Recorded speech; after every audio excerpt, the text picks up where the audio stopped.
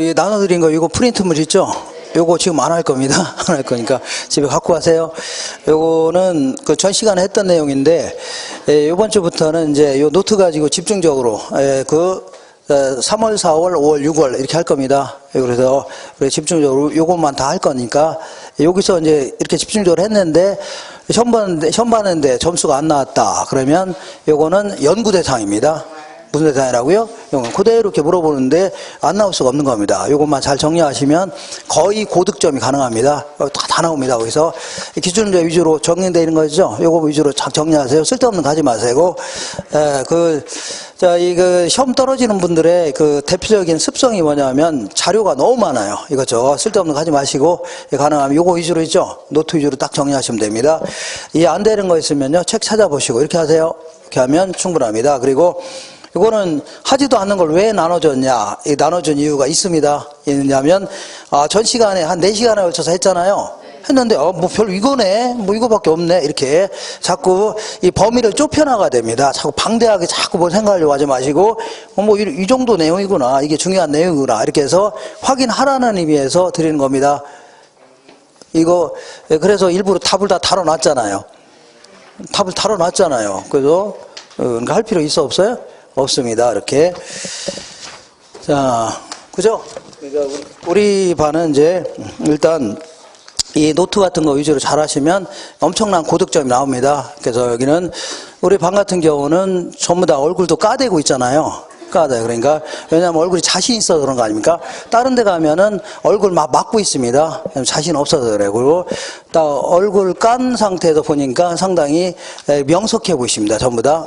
어떻게 보인다고요? 명석하고 똘똘하고, 그리고 이렇게 보이시죠? 똘똘해? 좀 이상하네, 이거는.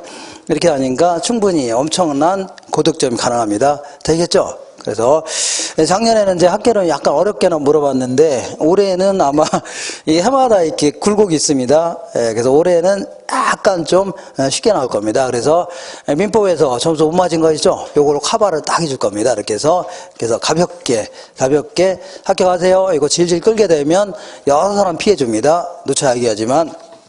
자, 그러면 몇 년씩 하게 되면 그때부터는 그냥 계속 하게 돼 있습니다. 계속. 한 두세 번 떨어지게 되면요. 그냥 자동적으로 그냥 또 하고 막 그럽니다. 그래도 계속 떨어지고. 우리 누나도 이제 작년에 봤다가 똑 떨어졌거든요. 그래서 올해 이제 첫 번째 했을 때는, 그래도 이제 처음 하니까 떨어졌다 하는데, 올해 또 되게 걱정하더라고요. 이렇게. 야, 올해 또 떨어지면 어떻게 하냐. 그래서 만약에 떨어지면요.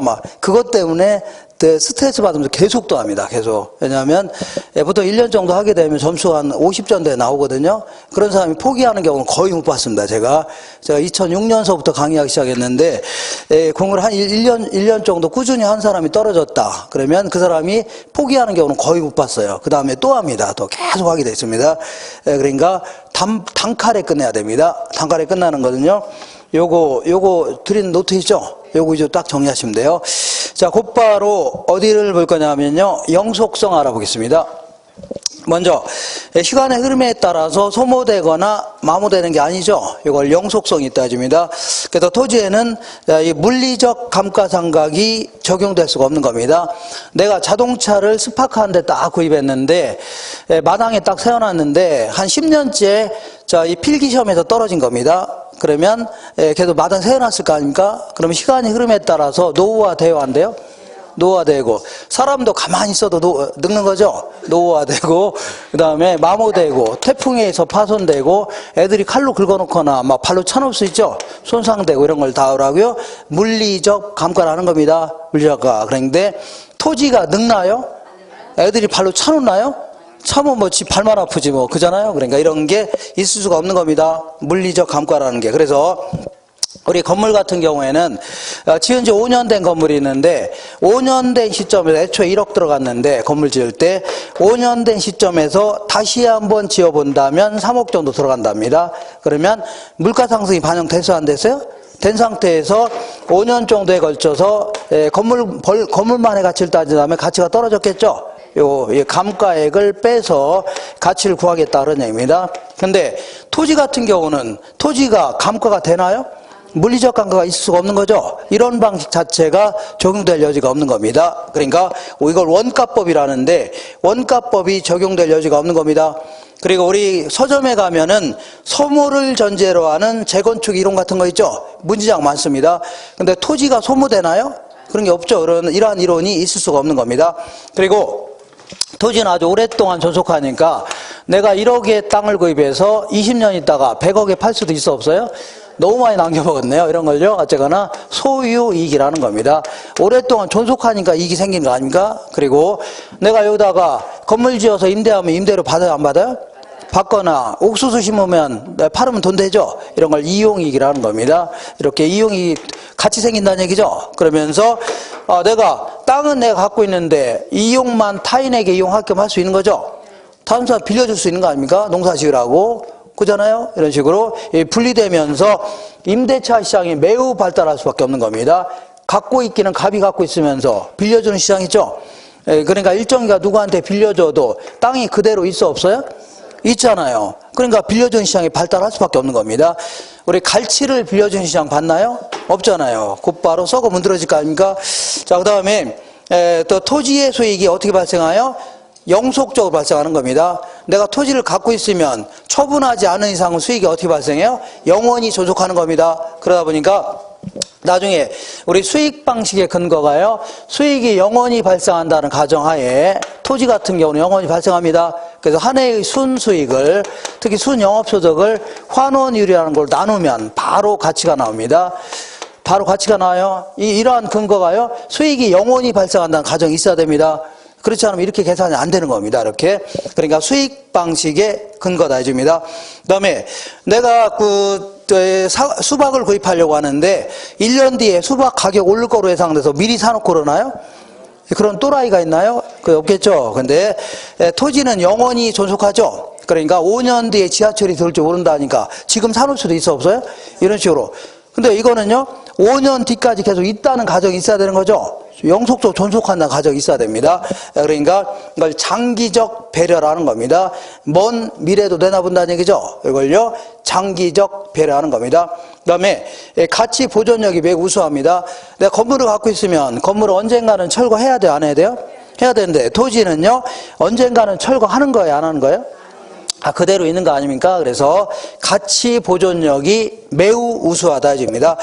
이번엔 부증성 알아보겠습니다. 부증성은요, 생산비를 투입하여 물리적인 절대량을 늘릴 수 있어 없어요? 없다는 얘기입니다. 그래서 우리나라 토지가 이만큼 있다고 치자. 이렇게 이만큼이 있는데 이만큼은 바다로 쓰이고 있고 이만큼은요 농지나 임지, 이만큼 택지로 쓰이고 있다고 치자.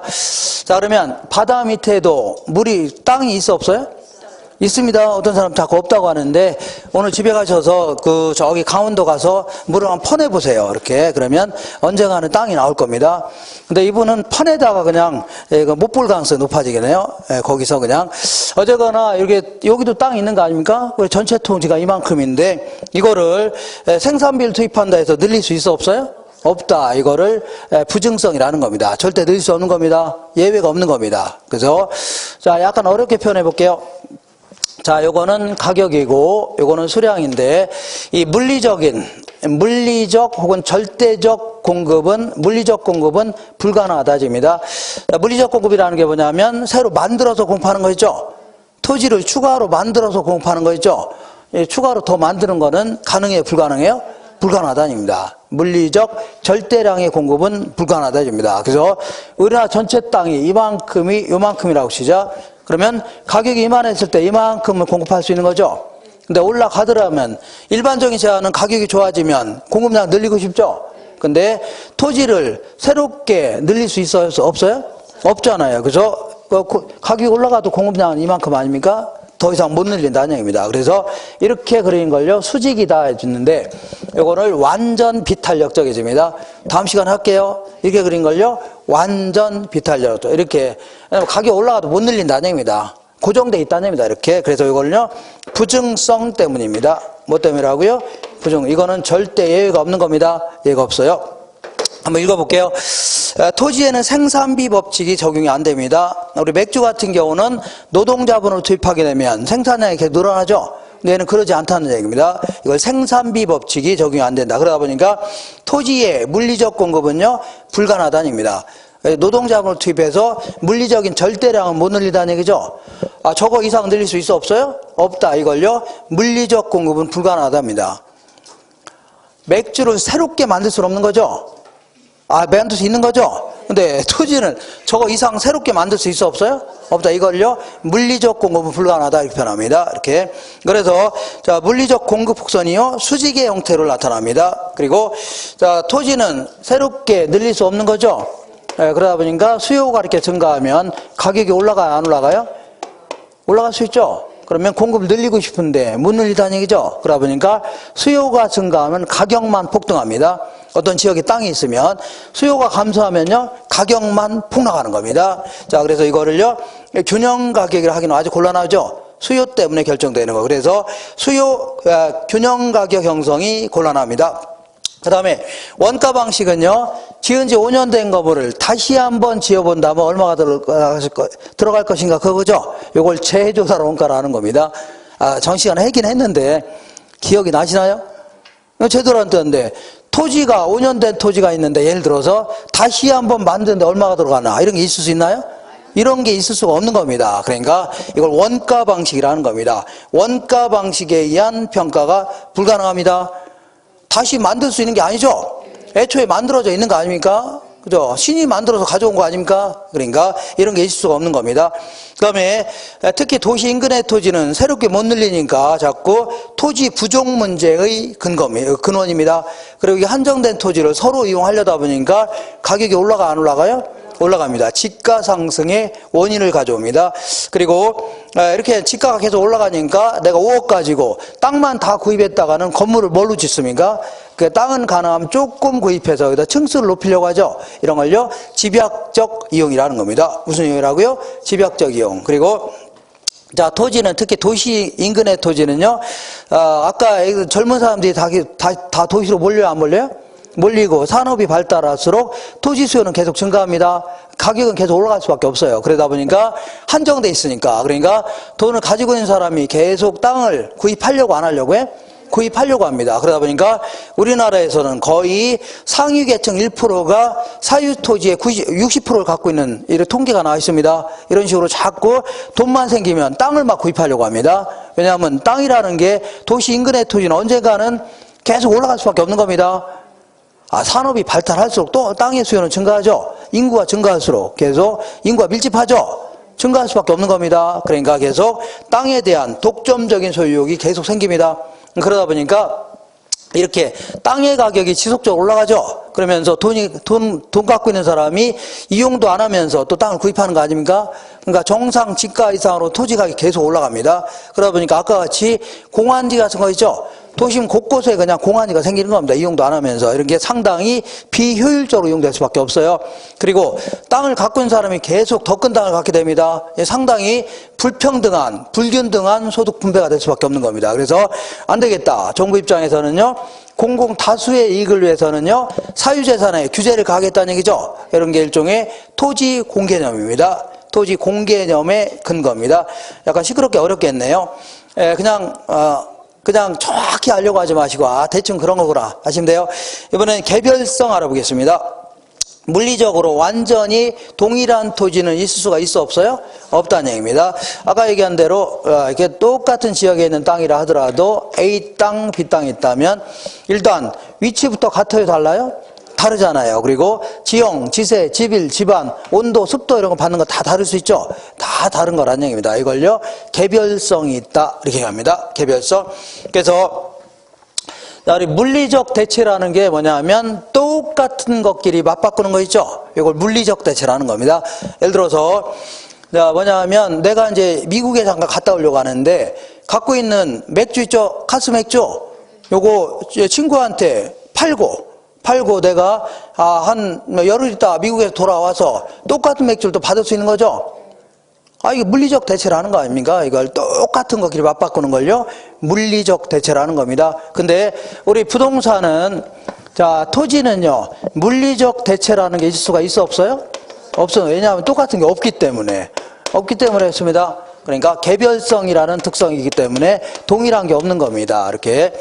그래서 자, 그리고 개별 분석 좁히다기로 하고, 그리고 표준지 선정이 곤란하다.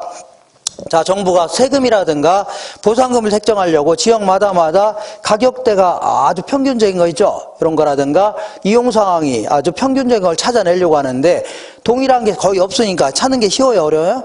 어렵다는 얘기입니다. 그죠? 맥주 같은 경우는 아무거나 뽑아내면 똑같, 그거 아닙니까? 그렇지만 이게 아니라는 얘기입니다.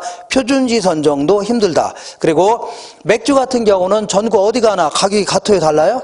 같을 수 있는 겁니다. 일물 일가의 법칙이 적용되는데 토지는 한 평당 전국 어디 가나 같아요, 달라요? 다를 수 있다는 얘기입니다. 일물 일가의 법칙이 적용될 여지가 없는 겁니다.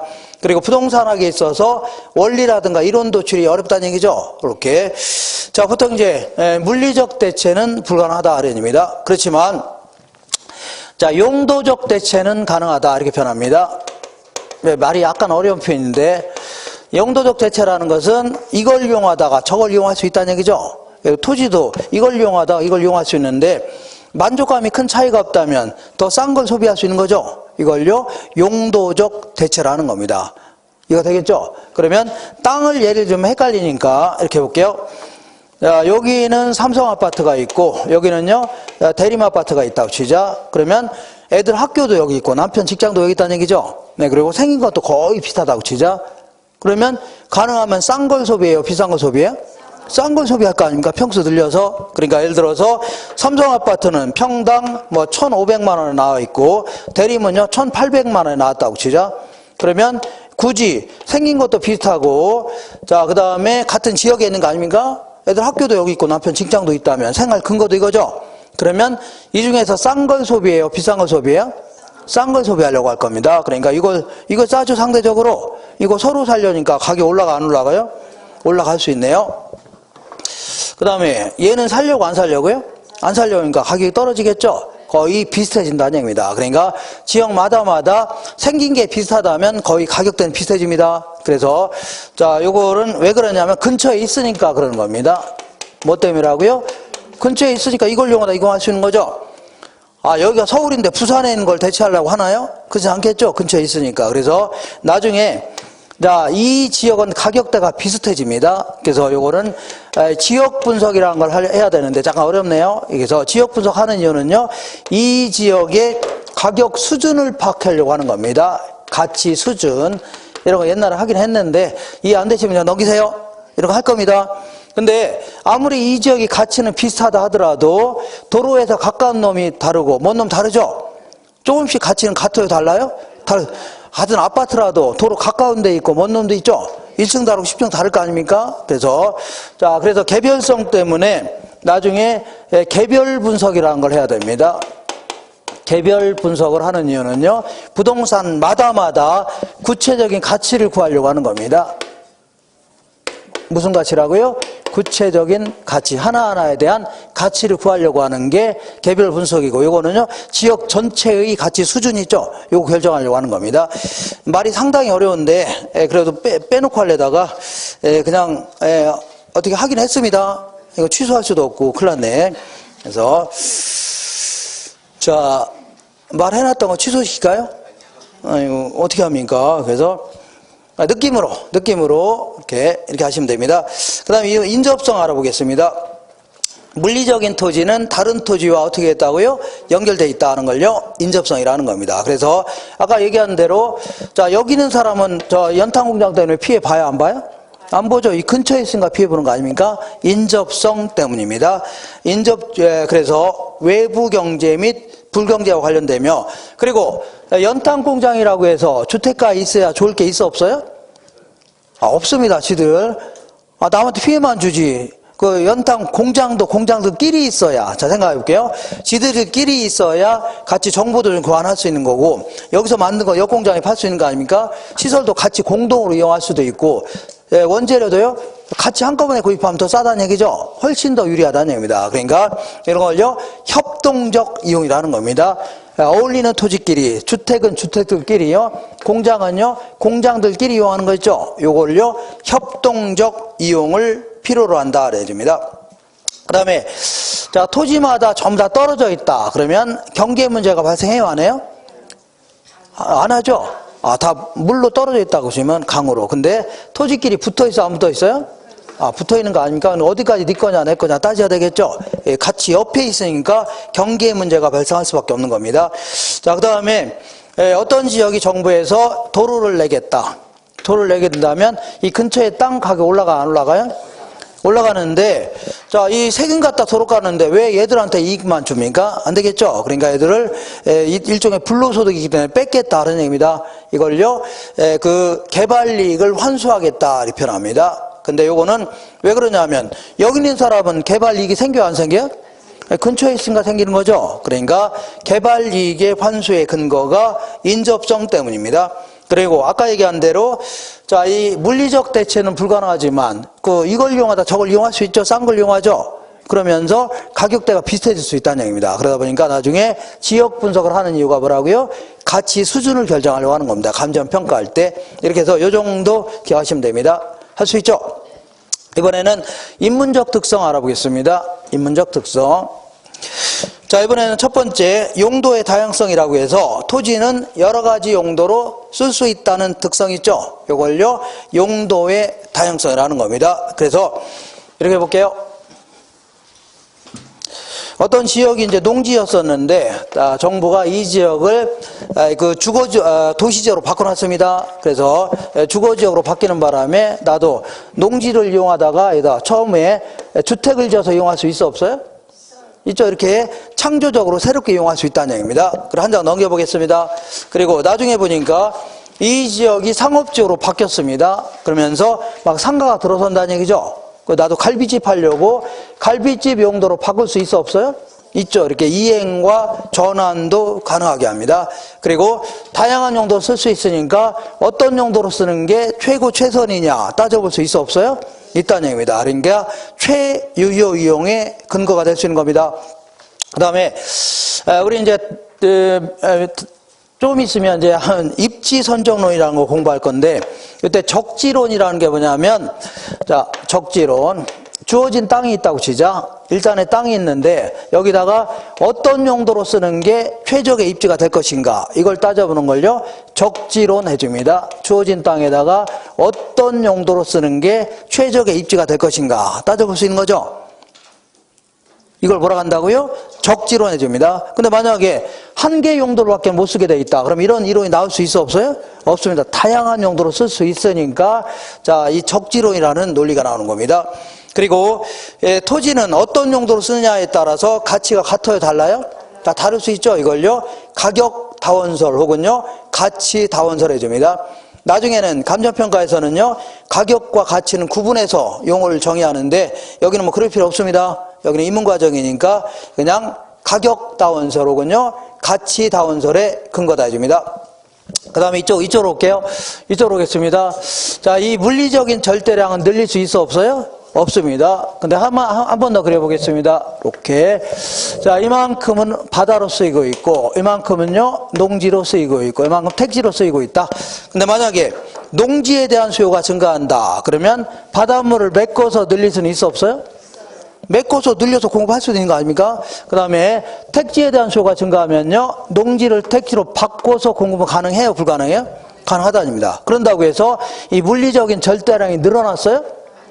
늘어난 게 아니라 이 부분이 다른 용도로 바뀌었을 뿐이죠. 이런 식으로 공급하는 걸요 용도를 바꾸어서 공급하는 거를요 이거를 경제적 공급이다 이렇게 표현합니다.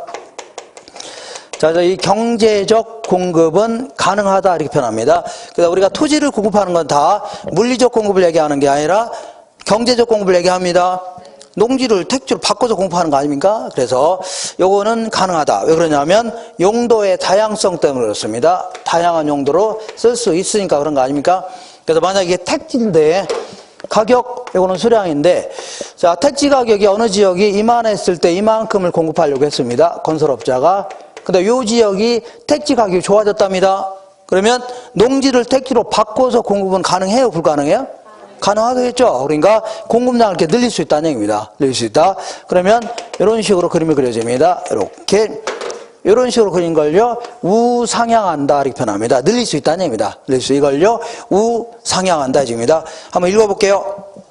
자, 그래서 용도 전환을 통한 토지의 뭐는 가능하다고요? 경제적 공급은 가능하다 얘기입니다. 그래서 토지의 공급선이요 우상향하는 형태로 그려집니다. 경제적 공급은. 그 다음에 이번에 병합 분할의 가능성 알아볼게요. 인위적으로 토지를 합치거나 나눠 사용할 수 있다는 얘기죠. 이거를요 병합 분할이 가능하다 얘기입니다. 그래서 이렇게 볼게요. 여기가 어떤 지역이 땅이 있는데, 이렇게 볼게요. 어떤 사람이 여기다가 이제 주거지역이라고 해서 20평짜리를 가지고 주택으로 딱 짓고 살고 있는데, 20평. 이 지역이 상업지역으로 바뀌는 바람에 나도 갈비집 하려고 한다는 얘기죠. 근데 20평 가지고 갈비집 할 수는 있을 거 아닙니까? 근데 아무래도 너무 좁아요, 안 좁아요? 좁아서 주차장도 안 나오고 돈도 안 될 것 같다는 얘기죠. 고민하고 있었는데 때마침 옆에 있는 사람이 80평을 팔겠답니다. 그러면 총 몇 평이 된 거예요? 100평 정도라면 갈비집 할만해요, 안 해요?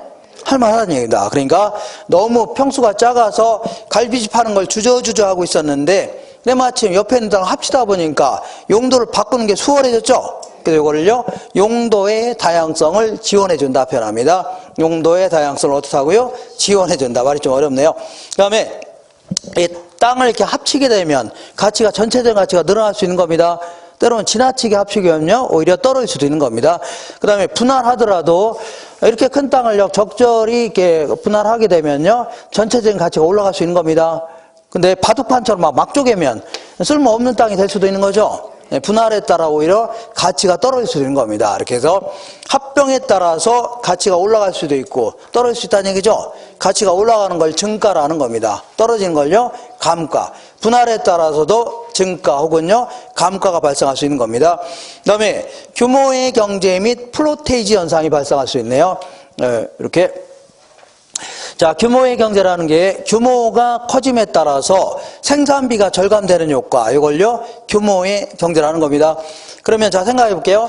규모가 커짐에 따라서 생산비가 절감된다면 이익은 커질까요, 작아질까요? 커지는 겁니다. 이거 그러니까 한마디로 얘기하면 덩치가 클수록 이익은 커질 수 있다 그런 얘기입니다. 이걸요 규모의 경제라는 겁니다.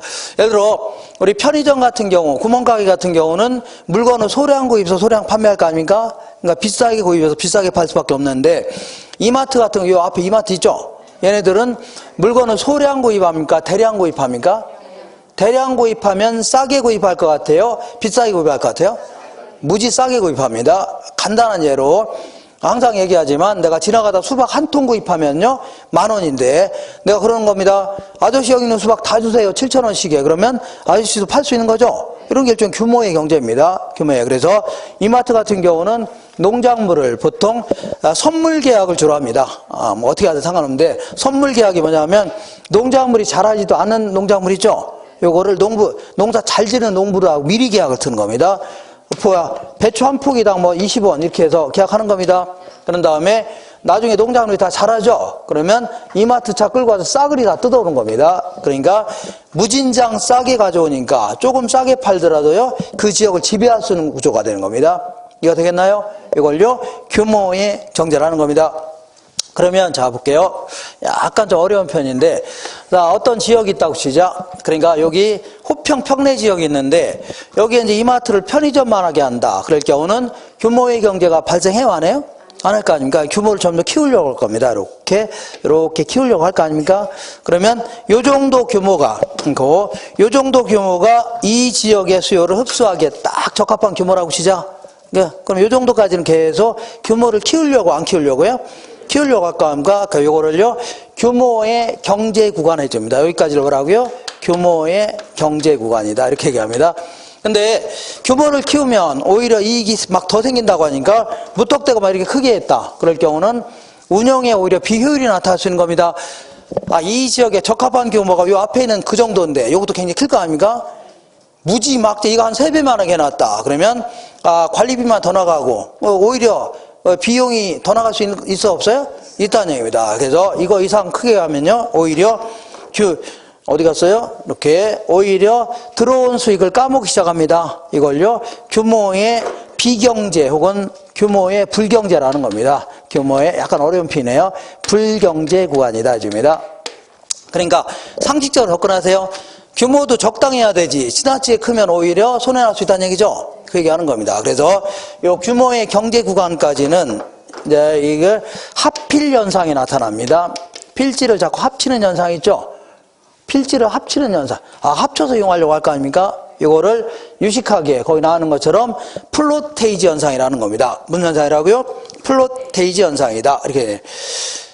규모의 경제 구간까지는 토지를 합치려고 안 합치려고요? 합쳐서 이용하려고 할 거 아닙니까? 이걸요 합필 현상이다. 이렇게 합니다. 영어로요 플로테이지 현상이라는 겁니다. 그 다음에 자 이거 뭐가 있냐면 이거 지워 되나요? 지울게. 어떤 거요? 이렇게 돼 있다고요? 이거는 규모가 더 크게 되면 안 된다는 얘기입니다. 이렇게 해도 상관없고, 이렇게 한다. 이게 규모가 더 커지면 이렇게 줄여야 된다는 얘기죠. 어떻게 해도 상관없어요. 이거 더 이상 가면 오히려 규모의 불경제가 생긴다. 그림을 또 그렇게 그려놨나요? 그림을 또 그렇게 그려놨네요. 네. 상관없습니다. 역시 아주 명석해 보이셔요. 그죠? 아주 날카로운 거를 체크했네요, 이게. 우리 반은 전부 다 그냥, 얼굴도 뛰어나게 이쁘셔갖고, 다 얼굴 전부 까고 있잖아요, 전부. 다른 데 안 깝니다. 웬만하면 안 까요, 이렇게. 자, 그래서, 여기, 아주 날카로운 질문인데요. 자, 그 다음에, 이번에는, 이게 뭐냐 하면, 이런 얘기를 해볼게요. 이거 뭐냐 하면, 여기다가 이제 어떤 사람이 여기다가 백화점 딱 지으려고 합니다. 그러면, 여기엔 수많은 필지가 있어, 없어요? 이걸 이제 땅을 다 사야 될 거 아닙니까? 그러니까, 소유자가 다 다르면 사야 되죠? 막 사가고 있는데, 어떤 사람이, 이 땅을 딱 갖고 있는 사람이 안 팔겠다고 버티는 겁니다. 이걸 알받게 한다, 뭐라고요? 그러면 이게 이제, 원래는 한 2억밖에 안 되는 땅인데, 이게 없으면, 백화점 지을 수 있어, 없어요? 없잖아요. 그럼 할 수 없이, 얘들한테 한 10억 정도 주면서 사야 되겠죠? 이해가 되겠나요? 이런 거를요, 이런 가격을요, 한정 가격 해줍니다. 나중에 할게요. 나중에 감정평가에서. 그러니까 병합하는 과정에서 당사자에게만 국한되어 있는 가격 있죠? 정상적인 가치가 아니라 당사자에게만 국한되어 있는 값, 이걸요, 한정 가격 해줍니다. 이거 왜 이런 게 발생하냐면, 합병하는 과정에서 발생하는 거 아닙니까? 합병하는 과정. 그 다음에 이번에는 이 정도 정리하시고, 자, 그 다음에 이번에는, 자, 이 어떤 지역에 땅이 있는데, A라는 땅이 있는데, 이 땅은 물리적으로 움직일 수 있어, 없어요? 없습니다. 지금부터 물리적, 절대적 위치는 변할 수 없다 해줍니다. 물리적, 절대적 위치는 변하지 않는다 해줍니다. 변할 수 없는 거 아닙니까? 근데, 요 지역으로 서울대가 들어오겠답니다. 서울대학교가. 그러면 이 땅 가격 올라가, 안 올라가요? 올라갈 수 있겠네요. 아니면 원래 지하철이 없었는데 지하철이 이쪽으로 통과하기로 했답니다. 그럼 올라가, 안 올라가요? 올라갈 수 있네요. 그래서 하도 또 투기가 극성인 바람에 이 지역을 토지거래 허가구로 묶어놓을 수 있어, 없어요? 있죠. 그러면 가치가 떨어질 수 있는 겁니다. 나중에 팔기도 힘들어지니까. 이런 식으로 주변 환경이 달라지면 이 땅의 지위가 같아져야 달라져요? 달라질 수 있다는 얘기입니다. 이걸요, 위치의 가변성이라는 겁니다. 뭘 한다고요? 위치의 가변성. 그러니까 땅은 그대로 있어, 없어요? 있는데 주변 환경이 달라지면 가치가 달라질 수 있다는 얘기입니다. 이걸요, 위치의 가변성. 이걸요, 상대적 위치가 변했다, 이런 표현도 씁니다. 상대적. 왜냐하면 여기도 땅이 있는데 여기도 땅이 있고 여기, 근데 여기는 근처에 서울대가 들어오기로 했고, 여기는요 쓰레기 매립장이 들어오기로 했답니다. 뭐가 들어오겠다고요? 쓰레기. 그러면 상대적으로 얘는 가치가 올라가고 얘는 떨어지죠. 그래서 이걸요, 상대적 위치가 변할 수 있다, 이렇게 표현합니다. 되셨죠? 그러니까 땅은 그대로 있는데 지위가 달라지는 거죠. 이걸 위치의 가변성이라는 겁니다. 어떤 사람이 과장에서 부장으로 승진했다, 그러면 사람은 그대로 아닙니까? 근데 하는 짓이 좀 건방져지죠? 이런 걸요, 위치의 가변성이라는 겁니다. 이렇게. 자, 그래서 나중에 이런 걸요, 사회적 위치가 변했다, 이렇게 변합니다. 그리고 이걸요, 경제적 위치가 변했다. 이런요, 행정적 위치가 변했다 했는데, 이런 건 지금 암기할 필요 없습니다. 제가 나중에 감정평가할 때 그 지역 요인 아니면요, 자, 지역 요인 같은 거 할 때 있죠, 일반 요인. 이런 거 할 때 할 겁니다. 할 때 얘는 사회적 요인이다. 얘는요, 경제적 요인이다. 구분 하나는 문제가 있습니다. 그때 구분하시면 돼요. 그때 제가 말씀드릴 겁니다. 요 뒤에 나올 거예요. 뒤에 나올 겁니다. 나중에 그걸 암기하셔야 돼요. 나중에. 예를 들어서 어디였냐면 잠깐 보고 올게요. 이런 식으로 다 체크되어 있으니까 그거가 똑같은 겁니다. 똑같은 거예요. 자, 어디냐면 225페이지 볼게요.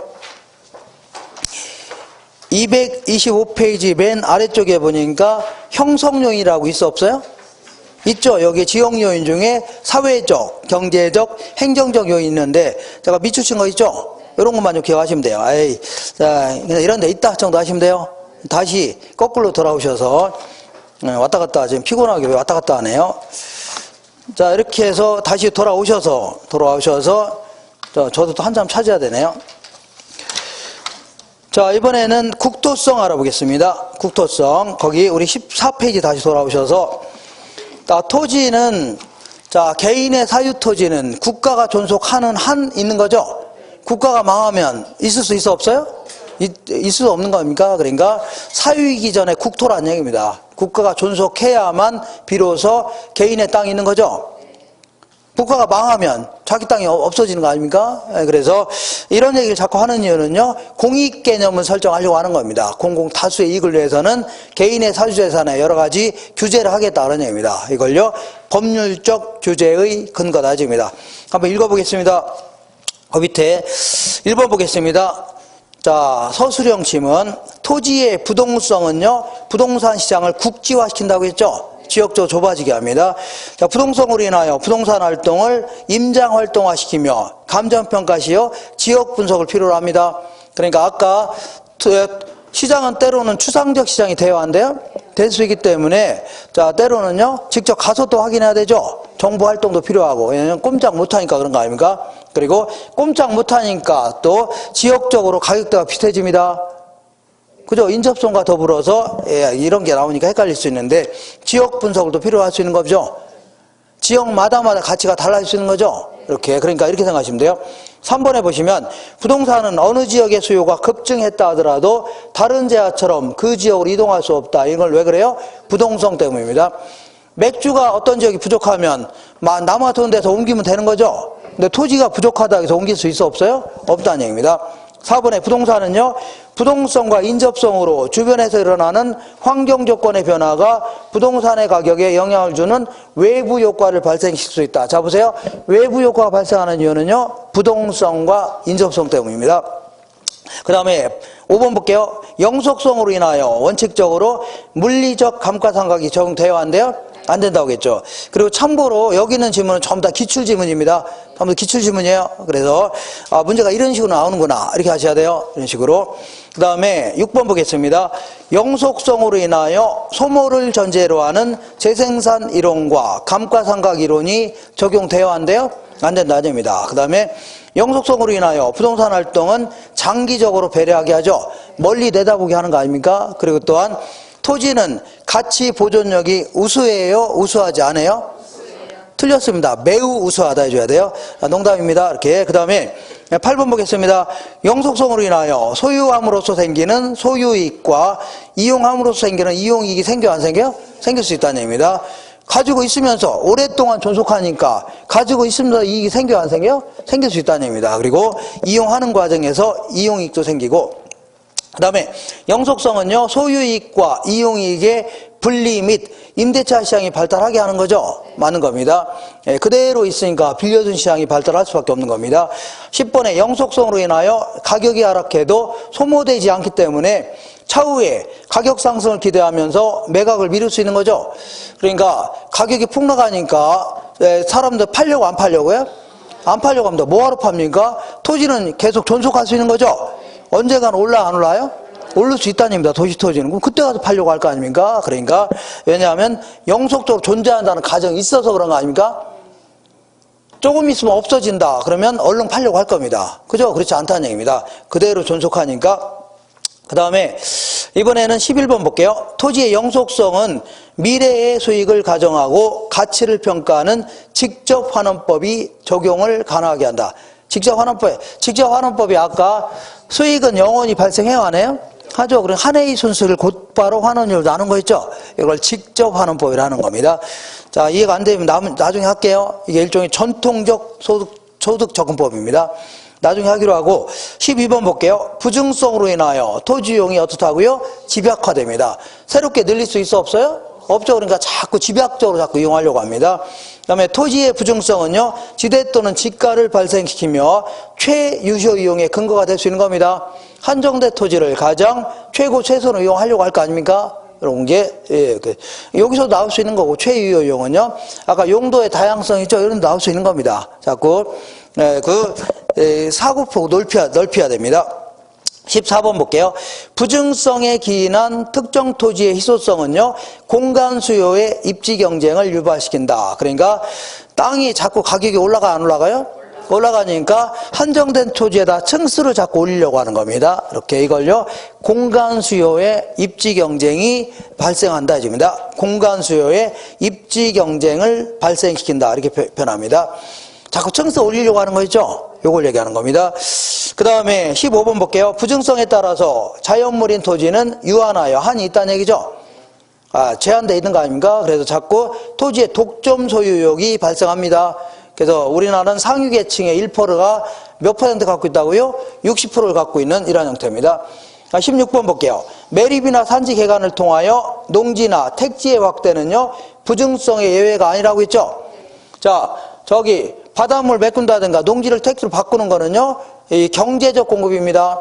용도 전환을 통한 공급이지 부증성은 예외가 없어요. 부증성은 예외가 있어 없어요? 없는 겁니다. 자, 다시 읽어볼게요.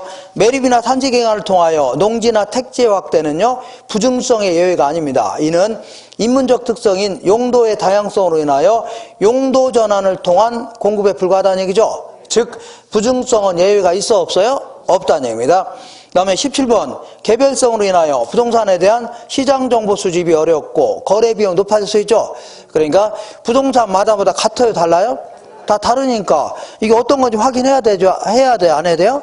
이러다 보니까 거래비용이 다 늘어날 수밖에 없는 겁니다. 중개사님한테 줄 돈도 많아지는 거죠. 이렇게.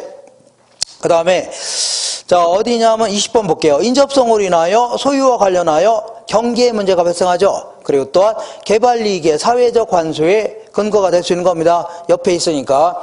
다음 21번 토지의 인문적 특성인 용도의 다양성이 있으므로 최유효 이용 방법을 선택하는 거죠. 어떤 용도로 쓰는 게 가장 최고 최선이냐 따져볼 수 있어 없어요? 있다는 얘기입니다. 여러 가지 용도 쓸 수 있기 때문에.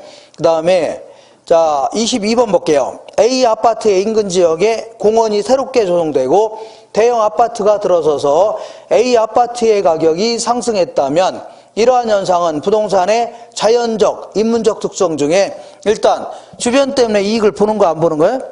보는 거죠. 일단 부동성 때문입니다. 뭐라고요? 부동성 아니면 인접성 때문 아닙니까?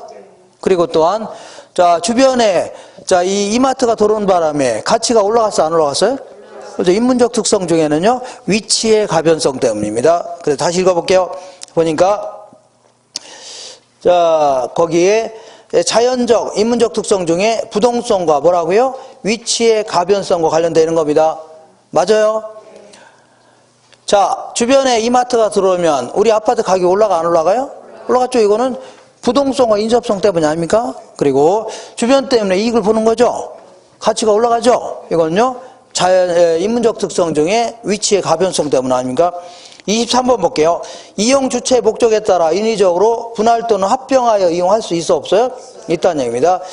그 다음에 제가 빼놓은 게 있는 것 같은데 거기에 18번 보겠습니다.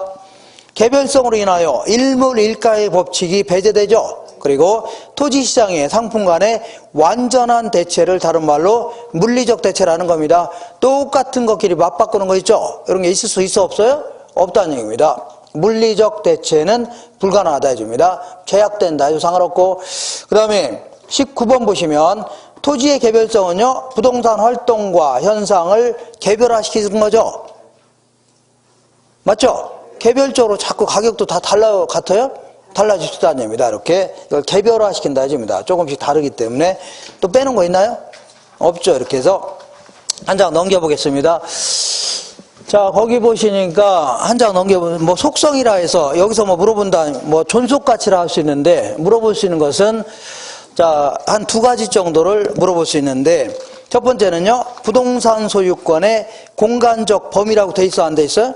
했죠. 여기서는 옛날에는 이런 거 가지고 문제 물어보기도 했는데 지금은요, 한 문제 나오기는 힘들고 지문에 하나 정도가 끼어들 수는 있습니다.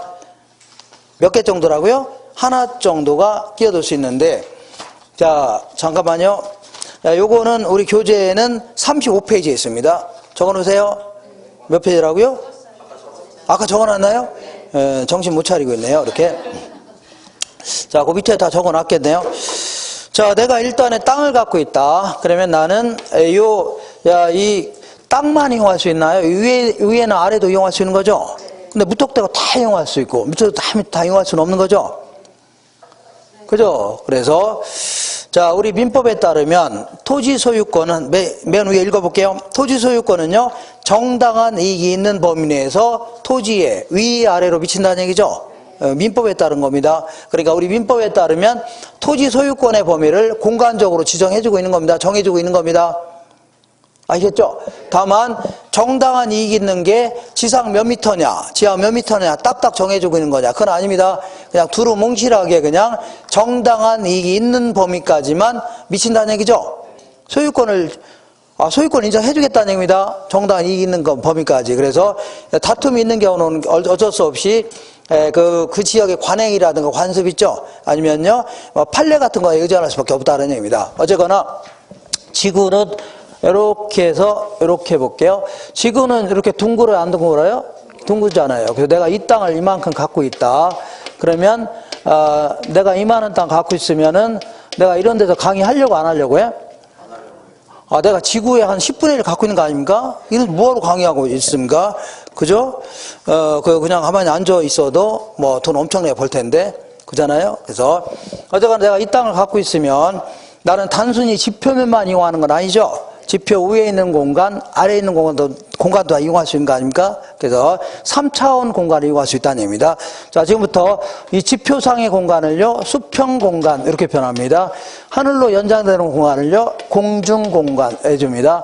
지구의 중심에 이르는 공간을요, 지중 공간, 이렇게 하는데, 우리 민법에 따르면요, 정당한 이익이 있는 범위까지 토지에 상하에 비친다는 얘기죠. 여기까지만 소유권 인정해주겠다, 그런 얘기입니다. 이것도 그냥 두루뭉실하게 정해준 겁니다. 그래서 어쨌거나 이렇게 이 정도에서 이용할 수 있다는 얘기입니다. 그럼 지금부터 자, 뭐냐면 내가 여기서부터 여기까지는 내 땅 아닙니까? 그러니까 남들의 방해를 받지 않으면서 배타적으로 이용할 수 있어, 없어요? 있다는 얘기입니다. 이걸요, 지표권 해줄게요. 무슨 거라고요? 지표를 이용할 수 있는 권리다 지고, 그 다음에 여기서 여기까지는 내가 남들 방해받지 않으면서 이용할 수 있는 거죠. 이거를요, 공중권 해줄게요. 우리가 소유권 별다른 말이 없이 소유권 하면요, 개인의 소유권을 얘기하는 겁니다. 이것도 별 말이 없이 공중권 하면요, 개인이 소유하는 공중권을 얘기합니다. 근데 여기서는요, 위쪽과 좀 구분하기 위해서 이게 사적 공중권을 해줄게요. 개인이 이용할 수 있는 공중권. 그러면 얘는요, 공중권은 공중권인데 누가 소유하고 있는 거예요? 국가가 소유하는 겁니다. 이걸요, 공적 공중권. 항상 공적 하면요, 정부나 지자체 이런 거 생각하시면 돼요. 공적 공중권이라는 겁니다. 그 다음에 이것도 마찬가지로 여기부터 여기까지는 내가 배타적으로 이용할 수 있는 거죠. 이걸요, 지하권 해줍니다. 이것도 구분하기 위해서 사적 지하권이다. 개인의 지하권을 얘기하고, 여기는 뭐라고요? 공적 지하권 해주면 되겠네요. 공적 지하권이다. 그러면 이렇게 이러한 권리들을 구성하는 구체적인 권리들을 한번 살펴볼게요. 이 권리. 자, 지표권을 구성하는 권리는 내가 땅을 갖고 있으면 당연히 건물 지을 수 있는 권리가 있어, 없어요? 있다는 얘기입니다. 그리고 이게 농지라면 농사 지을 권리도 있어, 없어요? 있다는 얘기입니다. 농작물을 경작할 수 있는 권리도 있어요. 그 다음에 농작물을 경작하려면 주변에 있는 하천이라든가 저수지 이런 데서 물도 갖다 써야 돼, 안 써야 돼요? 있죠. 물을 이용할 수 있는 권리도 있어야 되는 겁니다. 물을 이용할 수 있는 권리, 이런 것들이 지표권을 구성하는 권리입니다. 지표권은. 그 다음에 공중권을 이거부터 먼저 할게요. 지하권을 구성하는 권리는 당연히 지하까지 시설할 수 있어 없어요? 있다는 얘기입니다. 층수를 내려갈 수 있는 거 아닙니까? 그리고 땅 속에는 흙이라든가 모래, 자갈, 암석 이런 거 있어 없어요? 이거 전부 다 개인의 소유 인정해 줍니다. 개인 거예요. 그리고 땅 속에는 그 지하수도 있어 없어요? 지하수도 있다는 얘기입니다. 지하수도 토지의 일부로 간주합니다. 토지의 뭐라고요? 일부. 그러니까 개인의 소유 인정해 줍니다. 인정해줘요. 그러면 만약에 온천수가 있다. 온천수도 지하수는 지하수 아닙니까? 그러니까 온천수도 개인의 소유를 인정해주는 겁니다. 그러니까 예를 들어서 갑이라는 땅 안에 온천수가 이렇게 매장돼 있다. 그럴 경우는 이거 누구 거라고요? 갑 겁니다. 온천수도 지하수 아닙니까? 그래서 근데 문제는 자기 땅 밑에 온천이 막 들어가 있다고 해서 이거 무턱대고 막 개발하게 되면 난개발이 우려될 수 있죠. 그래서 여기는 온천법이라는 특별법이 있습니다. 거기에 따라서 개발할 수 있는지 없는지 다 정해주는 겁니다. 온천법이라는 법이 따로 있어요. 거기에 따라서 개발 가능 여부 같은 거 다 정해주는 겁니다. 함부로 개발하면 돼야 안 돼요? 안 됩니다. 그래서 우리 온천법에 따라서 이거를 개발을 못하게 돼 있다. 이 지역은 그러면 어쨌거나 물은 누구 거라고요?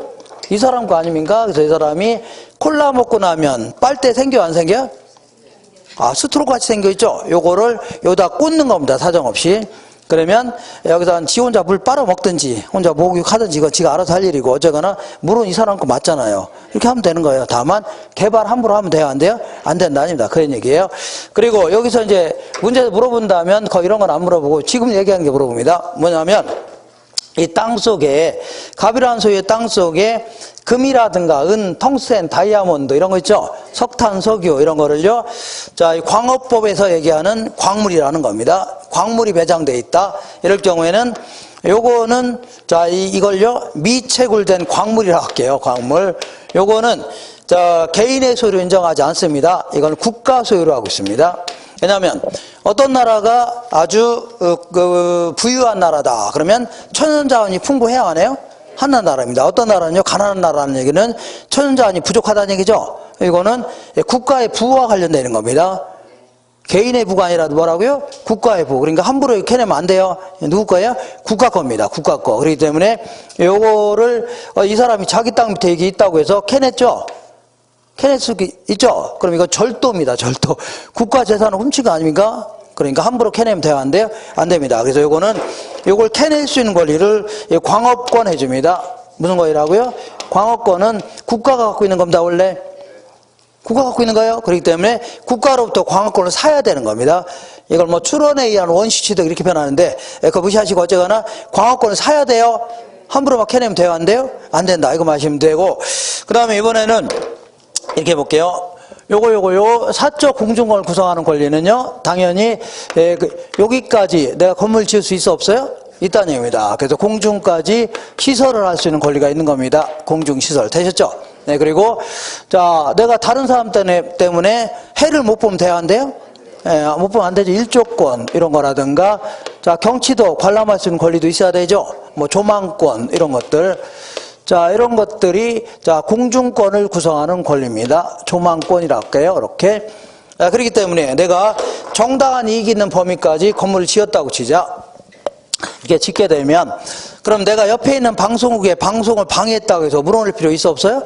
없다는 얘기입니다. 아니면 항공기의 통행을 방해했다고 해서 물어낼 필요 없는 거죠. 그러니까 결국은 항공기의 통행이라든가 전파의 발착은요, 공적 공중권이죠. 여기서 이루어져야 되는 겁니다. 공적 전파의 발착은 이런 데 이루어져야 돼요. 이렇게 돼야 됩니다. 이렇게 하시고 되고, 그 다음에 요 정도까지 정리하시고, 여기서는 요거 하나 좀 기억하세요. 우리나라에서는요, 국가 소유를 하고 있다. 뭐 당연히 이건 알 수 있을 겁니다. 그 다음에 추가적으로 이런 얘기를 해볼게요. 어디 갔냐면, 자, 이 농사 지으려면 물도 이용해야 돼요? 안 해야 돼요? 해야 될 거 아닙니까? 그래서 자, 그러면 물을 이용할 수 있는 권리는 이렇게 해볼게요. 여기가 이제 자, 저수지가 있는데 저수지가 개인이 만든 저수지다. 그럼 개인 거 아닙니까? 근데 이거는 자생 저수지입니다. 스스로 생겨난 거 아닙니까? 그래서 이럴 경우에는 주변에서 이제 농사 짓는 사람이 있어 없어요? 이 사람이 물을 이용해야 되는데 이 물을 이용할 수 있는 권리는 크게 두 가지 형태로 나눠집니다. 먼저 유역주의라는 게 있고 그 다음에 선용주의라는 게 있습니다. 유역주의는요, 자, 여기는 주변에 있는 소유자들은, 이거는요, 물을 골고루 이용해야 된다. 그런 의미입니다. 어떻게 이용한다고요? 골고루 싸우지 말고 골고루 이용해야 된다. 그리고 선용주의는요, 갑이 먼저 와서 양숙이 들여야 되고 뽑고 있다는 얘기죠. 그러면 먼저 도착한 사람이 얘를 먼저 이용할 수 있다는 얘기죠. 그러니까 이 사람이 먼저 양숙이 들이대고 있으면 다른 사람 기다려야 됩니다. 이 사람이 충분히 뽑은 다음에 그 다음 사람이 이용해야 돼요. 이걸요, 먼저 이용한다는 얘기죠. 이런 걸요, 선용주의라는 겁니다. 근데 아무래도 이 유역주의는요, 습윤 지역에 적합하다집니다. 습윤이라는 게 물이 많은 지역이죠. 이런 지역은 얘를 이런 데는 영어나 상관없는 겁니다. 다만 선용주의는요, 건조 지역에 적합하다집니다. 무슨 얘기라고요? 건조 지역에. 무슨 얘기냐면, 만약에 이 저수지에 물이 항상 메말라 있다 합시다. 거의 물이 없다는 얘기죠. 없죠. 그리고 여기 하천은 아주 멀리 떨어져서 물도 끌어들이기 힘들죠. 그럼 셋 다 농사를요, 골고루 이용했다가는 셋 다 농사 망치 안 망쳐요? 망칠 수 있다는 얘기입니다. 그러니 차라리 얘가 먼저 이 물을 이용하게 되면 얘는 농사가 살아나요, 안 살아나요? 살아나니까 얘들은 좀 양보한 거죠. 그러니까 이 사람이 이제 얘는 살아났으니까 도와주는 게 낫다는 얘기입니다. 보상해 주는 게. 같이 사는 게 좋아요? 자, 셋 다 죽는 게 나아요? 다 같이 사는 게 낫겠죠? 이거 낫다는 얘기입니다. 한 사람이라도 농사 살아나면 이 사람은 양보한 거니까 보상이 좀 되는 거죠? 이런 식으로 하는 게 훨씬 낫다는 얘기입니다. 이렇게. 근데 여기서는 이걸 기억하세요. 우리나라는 대표적인 물 부족 국가임에도 불구하고 우리 민법에 따르면요, 유역주의를 채택하고 있습니다. 무슨 주의라고요? 유역주의를 채택하고 있다. 이렇게 하시고, 그 다음에 아까 물 밑에도 땅이 있다고 해서 없다고 했어요? 아까 바다 밑에도 그 물을 퍼내면 땅이 있어 없어요?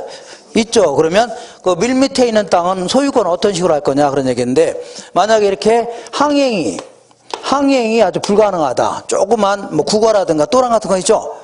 조그만 하천 같은 거 있죠. 이거 배가 다닐 수 있어 없어요? 없죠. 이럴 경우는요, 지적도를 작성할 때 물의 중앙선까지도 지적도를 작성합니다. 여기까지 소유권 인정해 주겠다는 얘기죠. 우리 조그만 개천, 조그만 하천 같은 거 있죠?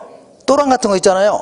중앙선까지 다 인정해 주겠다는 얘기입니다. 근데 항행이 가능하다. 그 얘기는요, 큰 하천이라든가 강이라든가 바다 이런 거, 거기는 배가 다녀야 안 다녀요? 다니잖아요. 그러니까 항행이 가능하다는 얘기죠. 이럴 경우에는요, 요 물의 가장자리까지만 소유권 인정이 됩니다. 지적도 여기까지만 작성합니다. 알겠죠? 요지까지만 작성해요. 그러면 요거는 누구 소유라고요? 국가가 소유하는 겁니다. 이걸 공유수면이다 해줍니다. 항상 공하면요, 국가나 지자체 생각하시면 돼요. 그래서 누구 거라고요? 국가 겁니다. 그러니까 강이라든가 바다라든가 큰 하천 같은 거 있죠? 다 누구 거라고요? 국가 겁니다. 이렇게. 그리고 하나만 더 할게요. 자, 서울이라든가 부산 같은 데는 지하철 공사 많이 해요, 안 해요?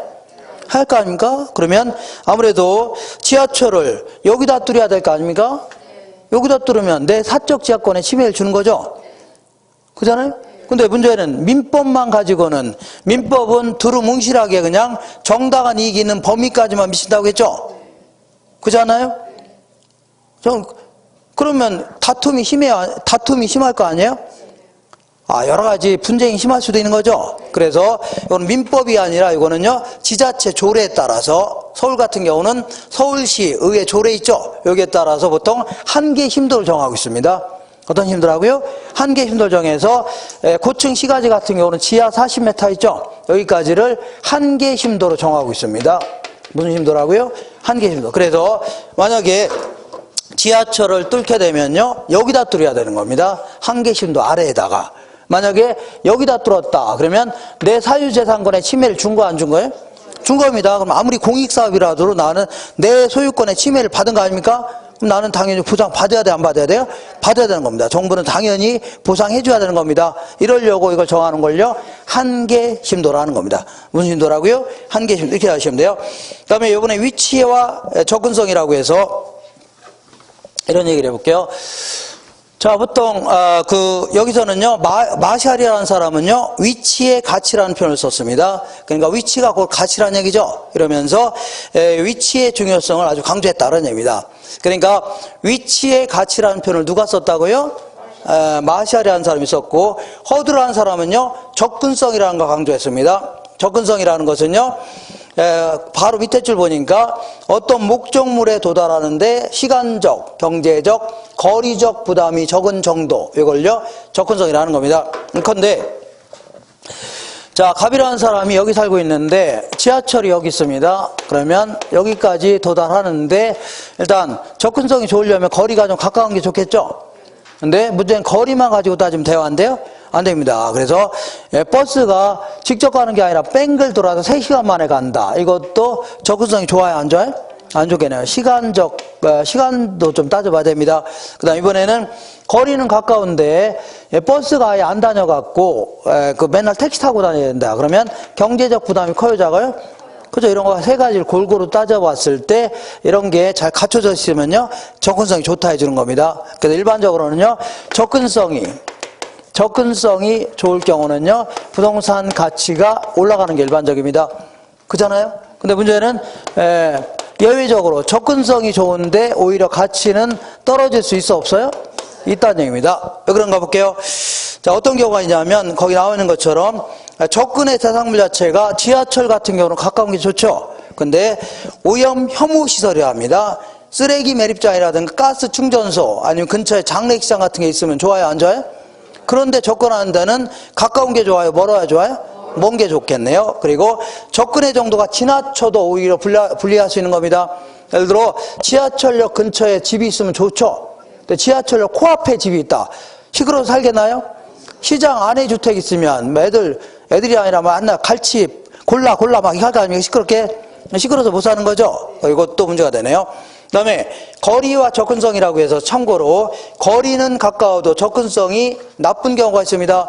예를 들어서 거기 나와 있는 것처럼 주차장이 원거리라든가 가로의 횡단 문제로 실거리보다 우회하는 경우, 일방 통행 관계로 우회하는 경우, 이런 경우, 거리는 가까워도 접근성이 아주 안 좋은 경우, 예를 들어서 지하철이 딱 있다. 자, 5분이면 끝납니다. 5분이면 끝나요? 지하철이 딱 있으면, 자, 갑이라는 사람이 여기 살고 있다. 그러면 아주 접근성이 좋은 것 같죠? 근데 문제는 을이라는 사람은 여기 살고 있습니다. 접근성이 안 좋죠? 거리만 가지고 따졌을 때는. 근데 문제는 자, 이렇게 볼게요. 여기가 뭐가 있냐면 가운데 철조망을 쳐놨습니다. 이렇게 가운데 뭐라고요? 철조망 쳐놓고서 넘어가면 막 새총을 쏘겠답니다. 그리고 경찰관이. 그리고 횡단보도가 어디 있냐면 여기 있습니다. 여기 있어요. 그러면 자, 얘는 바로 가면 되죠? 근데 을은 어떻게 해요? 뺑글 돌아가야 될 거 아닙니까? 아주 간단한 얘기를 왜 이렇게 어렵게 하는지 몰라요. 그냥 상식입니다. 그 다음에 접근성이 그다지 중시되지 않는 부동산이 있는데 강한 흡입력이라든가 독점력이 있는 부동산이라든가 사람이 찾지 않는 빈도가 높지 않은 부동산이 있죠. 예를 들어서 우리 저 일산이라는 동네가 있는데 제가 일산 있죠? 일산 있을까 합니까? 일산에서 저기 금촌, 파주의 금촌 쪽으로 예전에 제가 이렇게 이제 여기 학원을 나간 적이 있었습니다. 거기. 자, 금촌역 근처에 있습니다. 근데 여기 쭉 가다 보면 진짜입니다. 여기 산이 있죠, 산. 산 밑에다가 요걸 이마트를 여기다 착 차린 겁니다. 진짜예요. 가다 보면 산 밑에 있습니다. 원래 이마트가 어디 있어요? 바로 옆에 있잖아요, 여기. 한복판에 있는데 이것들이 겁대갈 없이 여기다 설치해 놓은 거죠. 그 이유가 뭐냐면 얘네들은 강한 독점력이 있어, 없어요? 있다면 알아서 차 끌고 다 온다는 얘기입니다. 이런 데 세워도 상관없다는 얘기죠. 강한 독점력이 있어서 그런 겁니다. 그리고 원래 요양원은 어디에 있어야 돼요? 원래 이제 아주 산 깊은 데 있죠. 사람이 찾기 힘든 데 가서 요양하는 거 아닙니까? 근데 왜 이 근처에 있냐면 자제분들이 찾아오기 쉽게 하려고 그러는 겁니다. 사실은 원래는 어디 있어야 돼요? 먼 깊숙한 데 가서 푹 쉬어야 될 거 아닙니까? 그죠? 내가 예를 들어 허리가 아파서 요양하고 있는데 애들이 찾기 쉬우면 대화인데요. 왜냐면 친구들이 툭 하면 찾아와서 뭐라자고요? 허리가 아픈데 맨날 화토 들고 와서 화토 치고 하자. 화토 치자. 그러면 화토 치다 보면 어깨 빠져요, 안 빠져요? 허리도 아픈데 또 어깨까지 빠질 거 아닙니까? 그리고 이것들이 집에는 안 가고 술을 박스째 갖고 와서 술 먹자고 하니까 알코올 중독도 생기는 거 아닙니까? 그러니까 이것들이 못 찾아오는 은밀한 곳에 있죠? 이런 게 있는 게 좋다는 얘기입니다. 쉬운 얘기를 그냥 넘어가도 되는데 이렇게 힘들게 얘기했나? 자, 그러면 읽어볼게요. 그 밑에.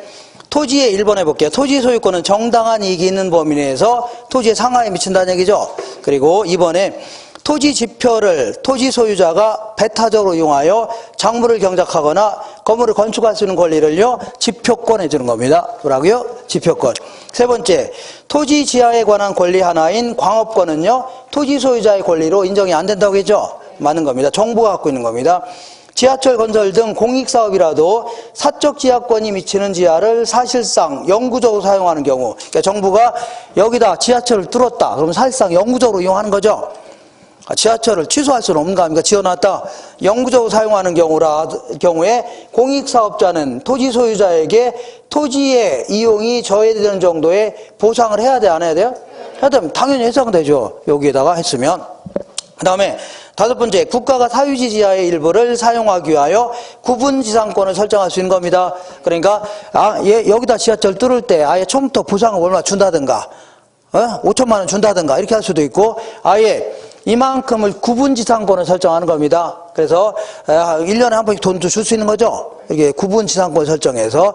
구분지상권이라는 것은 지상이나 지하의 일부에 대해서 지상권을 설정할 수 있는 겁니다. 이걸요, 구분지상권이라는 겁니다. 그 다음에 거기에 보면 6번 볼게요. 지하 공간의 이용이 증대되고 초고층 건물이 늘어남에 따라서 토지 소유권의 구체적 범위의 해석에 대해서는 법원의 판단에 의존할 수 있는 거죠. 그러니까 자, 초고층 건물이 올라서고 하니까 이 민법에 있는 규정만 가지고는 힘들죠. 그래서 여러 가지 법원의 판단, 다시 판례 이런 게 의존할 수 있다는 얘기입니다. 자, 7번 볼게요. 한계 심도란 지하 부분 토지 사용 보상의 기준이 되는 깊이를 의미한 것으로 토지 소유권의 공간성과 밀접히 관련되어 있는 거죠. 지하 공간과 밀접히 관련되어 있는 거 아닙니까? 네, 맞는 겁니다. 그 다음에 8번 볼게요. 물에 관한 권리인 유역주의와 권리는요, 유역주의와 선용주의 두 가지 권리가 서로 대립되고 있으며, 우리 민법에서는요, 유역주의를 채택하고 있다고 했죠. 맞고, 부동산에 관한 권리는 부동산 거래 대상이 될 수 있다. 맞는 겁니다.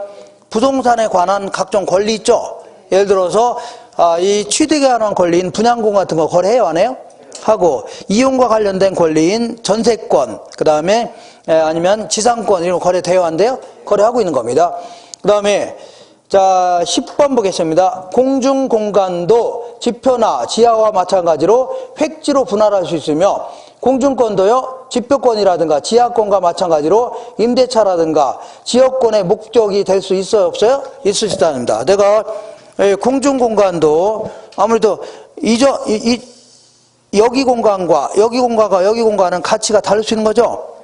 이 부분만 빌려줄 수도 있고, 그 다음 위에만 빌려줄 수 있는 거죠. 이렇게 빌려줄 수 있는 겁니다. 왜냐하면 저기 고속도로 타고 내려다 보면은 뭐가 있어요? 입간판 같은 거 있어, 없어요? 이거 공중공간을 이용시키는 겁니다. 돈 받고. 이런 게 일종의 공중임대차입니다. 다만 이거 지지대를 설치할 때도 해줘야 되겠네요. 이렇게 이 공중공간을 빌려주는 거죠. 아닌가요? 이렇게 공중임대차입니다. 무슨 임대차라고요? 공중임대차. 자, 그 다음에 이렇게 자세히 안 물어보니까 이렇게 하시면 돼요. 이렇게 이런 식으로 하시면 돼요. 그 다음에 11번 볼게요. 현행 지적도는요, 토지의 경계를 입체적으로 표현하지 못하고 있다. 맞는 겁니다. 그러니까 우리 지적도 보면 위에서 내려다보는 모습 있죠? 지적도 보면 위에서 이렇게 내려다보는 모습으로 소유권을 정하는 거죠. 이렇게. 이게 아닙니까? 입체적으로 규정해놓고 있어. 아니죠? 위아래 이렇게 정해놓은 건 아니죠. 위에서 이렇게 바라볼 때 하면 수평으로 잘라본 겁니다. 잘라서 그 지적을 표현하는 겁니다. 그 다음에 한 장 넘겨볼게요. 자, 요게 표준산업분류체계상의 부동산업이라고 해서 이게 중요성은 매우 떨어집니다. 이게 부동산업인지 아닌지 이게 중요한 건 아니죠. 근데 이게 가끔 물어봅니다. 가끔 3번을 물어봤어요, 최근. 그래서 요거 안 하기도 하고 하니까, 왜냐하면 이거 물어보는 이유가 뭐냐면, 이런 거 내면은 출제하기가 쉬워요, 어려요? 그냥 여기 있는 거 그냥 그대로 내면 되는 거죠? 출제위원도 얼른 내고서 쉴 수 있는 거죠? 그리고 이런 거 내면 이의제기가 돼요, 안 돼요? 안 되고 그냥 편하게 낼 수 있는 거 아닙니까? 그러니까 자꾸 이렇게 내는데, 우리 표준산업분류체계상 부동산업을 이렇게 구분합니다. 먼저, 자, 부동산 임대 및 공급업, 이렇게 임대 및 공급. 그 다음에요, 관련 서비스업, 이렇게 구분합니다. 자, 임대 및 공급업은요, 또다시요, 부동산 임대업. 그리고 두 번째는요, 개발 및 공급업. 이렇게 얘기합니다. 개발. 그 다음에 관련 서비스업은요, 세 가지 형태로. 자, 그 관련 서비스업은요, 이렇게 부동산 관리업과 부동산 중개 및, 그 다음에, 자, 이 자문 및, 그 다음에 감정평가업 이렇게 구분합니다. 이렇게. 그리고 요걸 또다시 이렇게 한 세 가지 형태로 구분합니다. 요거는요, 두 가지 형태로. 자, 주거용 부동산 임대업, 비주거용 부동산 임대업, 기타 부동산 임대업 이렇게 주거용, 비주거용, 기타 부동산. 요거는요, 주거용, 비주거용 이렇게 말합니다. 그리고 요거는요, 이렇게 분류합니다. 자, 요거는요, 네, 중개 및 대리업, 그리고요, 투자 자문업, 그 다음에 감정평가업 이렇게 구분합니다. 그래서 요거를 암기해야 되는데 이거 지금부터 암기할 필요 없습니다. 암기할 필요 없고 나중에 시험 치르기 전에 있죠. 치르기 전에 이렇게 표준산업분류체계상의 통계청에서 부동산업을 이렇게 구분하고 있습니다. 그래서 이렇게 얘기하세요. 감자 먹는 관중은, 자, 오페라 보러 와서 감자를 막 씹어먹고 있으면 대화인데요? 옆에 냄새나고 그러죠? 그러니까 감자 먹는 관중은요, 개랍니다. 개 아시나요? 개임. 감자 먹는 관중은 뭐라고요? 개임. 이렇게 개랍니다. 개. 그래서 우리 이제 문제에서 만약에 뭐 물어본다면 다음 중, 자, 그 표준산업 분류 체계상 부동산업이 아닌 것은 하면 이 정도 한번 기억할게요. 일단 감정평가. 여기 감정을 빼놨네요. 감정평가 아닙니까? 여기 하나 있어 없어요? 있고. 자, 그 다음에 자 있어요 없어요? 자, 투자 자문업 이렇게. 그 다음에 먹는 관중이라고 되어 있죠? 관중이니까 관리 있어 없어요? 있고. 중개업 있어 없어요? 이렇게. 감자 먹는 관중은 여기까지 해결됐네요. 그 다음에요, 개임했죠? 개임. 어디 갔어요? 어디? 개임. 감자 먹는 관중은 뭐라고요? 개임. 어떤 사람은 감자 먹는 관중은 강아지 해주면 안 되냐 했는데, 그러면 헷갈립니다. 감자 먹는 관중은 뭐라고요?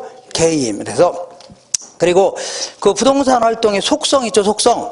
요거는 집에 가서 읽어보세요. 자, 읽어보시고, 자, 문제를 한번 풀어보겠습니다. 한 장 넘겨볼게요. 넘겨보시면, 자, 부동산 활동은 체계화된 지식의 관점에서는 아까 과학성이 요구된다고 했죠. 그리고 실무에 응용하는 측면에서는요, 기술성이 강조됩니다. 현실에 적용할 수 있는요, 기술성이 강조된다.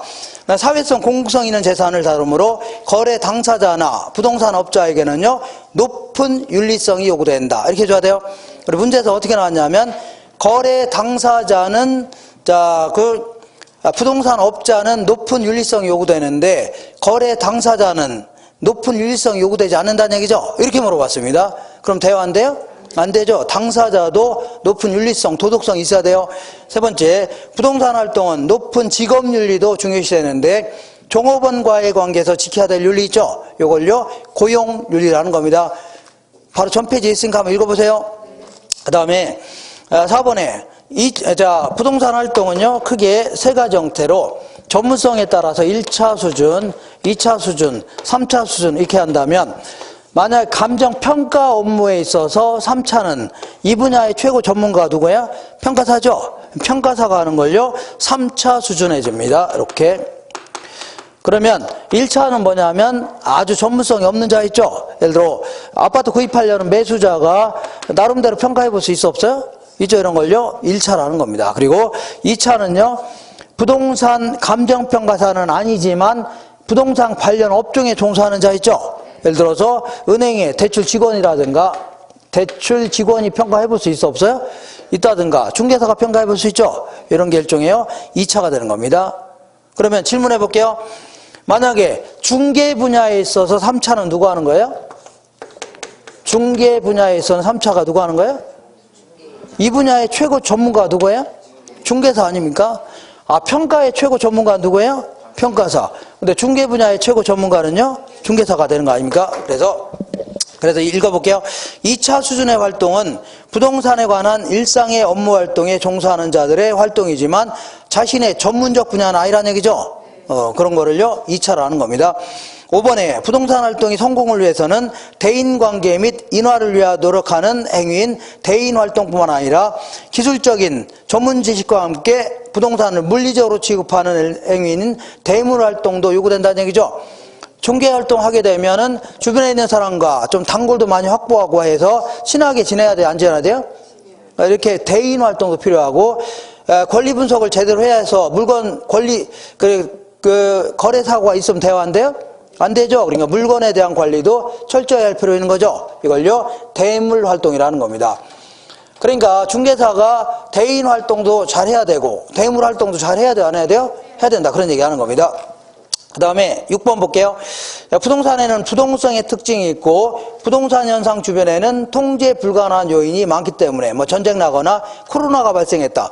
코로나 발생하면 이건 우리가 통제할 수 있어 없어요? 없잖아요. 이런 것 때문에 정부의 수집 분석 판단이 매우 중요하다는 얘기죠. 그 다음에 부동산 활동이 임장 활동으로 규정하는 근거는 자 임장 활동만 딱 얘기하는 이유는 직접 가서 확인해야 되는 거죠. 왜 확인해요? 꼼짝 못하니까 그런 거 아닙니까? 부동성 때문입니다. 그리고 대물 활동을 강조하는 겁니다. 요것만 가지고 따진다면요 대물 활동. 자 읽어볼게요. 부동산 활동을 임장 활동으로 규정하는 근거는요 부동성이라는 특성과 대물 활동이라는 속성이죠. 요거 때문에 그런 겁니다. 배려의 장기성이라는 것은 멀리 내다봐야 되죠. 왜 그러냐면 영속성이라는가 나중에 용도가 바뀔 수도 있는 거 아닙니까? 미리 미래를 잘 예측할 필요가 있다는 얘기입니다. 그래서 영속성과 용도의 다양성이 있으므로 일반 동상을 대상으로 한 활동과는 달리 장래에 대한 배려를 거쳐서 결정 시행돼야 되죠. 맞는 겁니다. 부동산 활동은 수평 공간, 공중 공간, 지중 공간을 합친 3차원 공간의 활동이죠. 지표만 이용하는 건 아니죠. 위에 아래 다 공간을 이용하는 거 아닙니까? 3차원 공간을 대상으로 활동하는 겁니다. 그 다음에 부동산업은요 부동산 임대 및 공급업과 관련 서비스업으로 분류된다. 임대 및 공급업과 관련 서비스업으로 분류되죠. 여기 써 있잖아요. 없어져서 그래요. 여기. 그 다음에 11번 볼게요. 부동산 관련 서비스업은요 부동산 관리업과 중개자문 평가업으로 분류된다. 자, 부동산 관련 서비스업은요 관리업과 중개자문 평가업으로 분류하고 있죠. 오케이. 그 다음에 세 번째, 부동산 관련 서비스업 중에 부동산 관리업은요 부동산 관리업 요거 있죠. 요거는 주거용 부동산 관리업, 비주거용 부동산 관리업 이렇게 구분합니다. 여기까지는 좀 답하기 힘든데 요거는 답할 수 있죠. 요거는 감자 먹는 관중은 뭐라고요? 개다. 그래서 지금 이렇게 물어보면 좀 어렵게 물어보는 거고 다음 중 자 어디 갔어요? 통계청에서 얘기하는 표준산업 분류표상 부동산 업종이 아닌 것은 그러면 이런 게 나열할 수 있어 없어요? 뭐 없어요 있지. 이게 나열한 다음에 여기다 금융업 하면 예전에 한번 이렇게 물어본 적 있습니다. 그럼 뭐 어떤 업종이에요? 금융업을 답하면 돼요. 이렇게 물어본 적 있습니다. 이건 답할 수 있죠? 아니 아까처럼 관리업은 주거용 비주거용 이런 식으로 분류하는 건 좀 깊이 있게 공부해야 될 거 아닙니까? 근데 다음 중 부동산 관련 업종이 아닌 것은 하면 요거 답하면 되죠? 여기다가 금융업 해주면 요게 틀린 겁니다. 이렇게 나온 적이 있었습니다. 요건 맞출 수 있는 거죠? 감자 먹는 관중은 뭐라고요? 개다. 이렇게. 자, 이렇게 해서 이게 너무 많이 이게 이제 한꺼번에 다 끝내려고 그런 겁니다. 끝내려고. 그래서 가능하면 얼른 끝내서 이게 이제 물어볼 수 있는 건 다 물어보는 겁니다. 이렇게 해서 이렇게 정리하시고 다음 주부터가 이제 진짜 중요한 거니까 투자 수요 공급 이론부터 할 겁니다. 얼른 들어가 쉬시고 다음 주에 뵙도록 하겠습니다. 고생했습니다. 이상입니다.